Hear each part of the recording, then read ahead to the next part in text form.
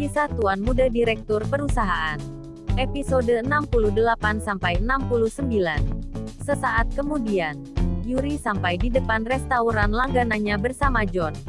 Tiba-tiba saja langkahnya terhenti ketika melihat John tampak asyik ngobrol dengan seorang wanita yang Yuri tidak kenal. Dasar lelaki. Tidak bisakah sehari saja dia tidak ramah pada wanita? Apakah dia tidak sadar kalau sikapnya itu membuat orang sering salah paham? Termasuk aku juga sih. Kesal. Batin Yuri sambil berbalik dan tidak jadi masuk ke restoran. Sedang di dalam restoran John tampak gelisah karena Yuri belum juga datang. Tiba-tiba suara cempreng yang sedikit menggoda terdengar di telinga John. Oh astaga, John! Teriak seorang gadis yang penampilannya sangat glamor. Dibalut gaun hitam seksi di atas lutut. Dipadukan dengan bulu-bulu hitam melingkar di lehernya. Rambutnya panjang dan kecoklatan. Matanya ditutup dengan kacamata hitam yang elegan. John langsung menoleh karena dia merasa mengenal suara itu. Tante Suyun. Suyun adalah sosialita yang cukup populer di kalangannya. Dia adik bungsu dari ayah John yang usianya hanya beda 5 tahun dengan Horyeon. Selain itu dia masuk daftar wanita muda yang sukses dalam bisnis. Perusahaannya bergerak di bidang parfum merek kelas atas yang berpusat di London. Hidup Suyun sangat glamor. Dia begitu menggilai barang mewah dan hobinya liburan ke berbagai negara. Hanya untuk belanja barang-barang mewah dan menemukan barang langka. Kapan tante datang ke Korea? Tanya John. Suyun membuka kacamatanya sambil duduk di seberang John. Aku sampai tadi malam di rumah utama. Aku kira kamu juga di rumah tapi kata pelayan kamu tinggal di apartemenmu. Kenapa tante tidak bilang kalau mau datang? Kan John bisa jemput, ucap John. Ini gara-gara kakakmu Ryeon yang hampir membuat wajah tante berkerut. Makanya tante lupa memberitamu. Kenapa aku harus memiliki keponakan menyebalkan seperti dia? Ucap Suyun. John memicingkan matanya seraya bertanya. Apakah tante ribut lagi sama dia? Kali ini apa masalahnya? Sudahlah jangan bahas artis gila itu. Tante bisa keriput kalau ingat dia. Tapi tante sayangkan sama kakak hehe. Lee John tahu betul. Meskipun tantenya sering ribut dengan Ryeon. Tapi dia memberi kasih sayang yang sama pada kedua keponakannya. Hanya caranya yang berbeda. Tentulah, kalian berdua itu kebanggaan tante. Jawab Suyun dengan bangga. Jadi, jangan marah sama kakakmu lagi ya. Lanjut Suyun. Kita lihat saja nanti. Ucap John tanpa ekspresi. Karena sebenarnya dia masih mengibarkan benderang perang dingin dengan kakaknya. Ngomong-ngomong bagaimana kabarmu tinggal sendiri di sini? Tanya Suyun. Baik, jawab John. Terus, tante ngapain di sini? Lanjut John. Aku ada kencan buta di sini dengan anaknya dari temanya temanku. Katanya dia sudah sangat ingin menikahkan putranya yang pintar dan tampan. Dia juga bekerja di salah satu perusahaan ternama di Korea Selatan. Makanya tante tertarik. Jelas Suyun. John langsung tertawa kecil mendengar perkataan tantenya. Kenapa kamu ketawa? Kamu kira tante ini sosialita yang betah sendiri? Usia tantemu ini sudah 32 tahun. Dan sudah saatnya untuk menikah. Begitu kata ibumu yang setiap hari mengomeli tante. Ucap Suyun dengan sedikit kesal. John berhenti ketawa. Setelah itu dia mengangguk-anggukan kepalanya. Sesekali John melihat jam dan melirik keluar dengan gelisah. Kenapa Yuri belum datang? Batin John. Sepertinya ada yang kamu tunggu. Tanya Suyun yang heran melihat John celingak-celinguk gak jelas. Iya, siapa? Apa dia perempuan? Suyun langsung kepo. John tersenyum malu sambil berkata, orang yang aku suka. Mendengar jawaban John, Suyun menepuk bahunya beberapa kali sambil tersenyum. Setelah itu dia memasang kacamatanya sambil berdiri. Akhirnya keponakanku yang pendiam punya kekasih juga. Selamat ya. Kalau begitu tante akan pergi sekarang. Selain itu tante tidak mau mengganggu.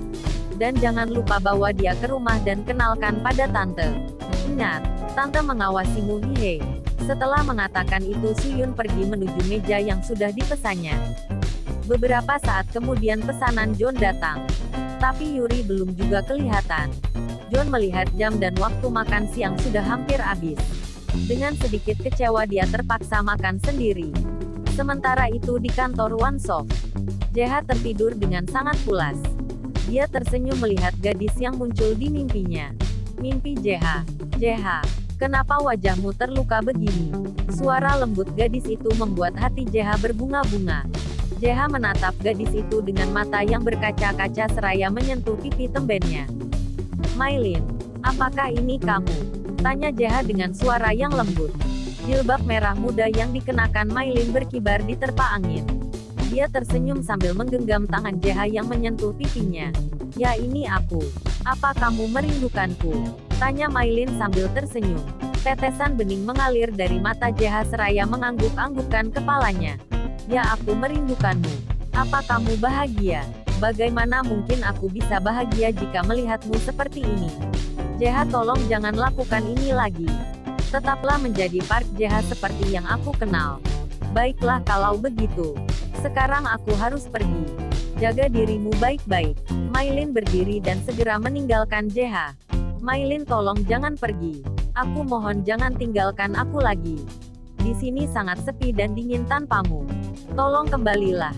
JH berteriak sekencang-kencangnya, memohon agar Maylin mengabulkan permintaannya. Maylin berhenti dan berbalik menatap JH. Kita tidak bisa memutar waktu lagi. Karena kenyataan ini begitu kejam sehingga kita tidak mungkin seperti dulu lagi. Kamu yang meninggalkanku duluan. Ingatlah itu. Ucap Maylin dengan ekspresi sedih. Oh ya, obati lukamu biar tidak infeksi. Setelah mengatakan itu Maylin lenyap ditelan kabut. Melihat Maylin lenyap, JH berteriak memanggil nama Maylin sambil berlari mengejar sosoknya. Sampai akhirnya dia terbangun dari mimpi. Keringat membanjiri wajah JH. Air mata mengalir dari sudut matanya ketika menyadari yang tadi hanya mimpi. JH langsung duduk dan membenamkan wajahnya dengan kedua telapak tangannya. Maylin, bukankah kamu yang meninggalkanku karena aku tidak ada di hatimu selain Lion? Aku tahu yang kamu cintai itu Lion bukan aku. Tapi kenapa sekarang kamu menyalahkan aku Sudah lama sekali. Kenapa Maylin muncul lagi dalam mimpiku? Tapi kali ini wajahnya terlihat sedih dan tertekan. Ada apa dengannya? Dan di mana dia sekarang? Ya Tuhan, apakah engkau sedang mempermainkanku? Apakah ini teka-teki baru yang engkau berikan padaku? Lin aku rindu. Batin JH seraya berteriak setelahnya. Untung saja ruangannya kedap suara. Jadi karyawannya yang di luar tidak bisa mendengarnya. Setelah selesai membatin mengingat mimpinya, JH terkejut melihat dirinya tertidur di sofa ruangannya. Dengan pakaian yang acak-acakan dan bau alkohol yang menyengat. Kepalaku sakit banget. Kenapa aku bisa ada di sini? Dan sekarang jam berapa? Batin JH. JH langsung mengambil handphonenya dan melihat kalau itu sudah jam 1 siang. Astaga, aku tertidur sudah sangat lama ternyata. Sambil merapikan pakaiannya dia duduk di kursi kerjanya. Setelah itu tangannya menari di atas keyboard memeriksa CCTV kantornya.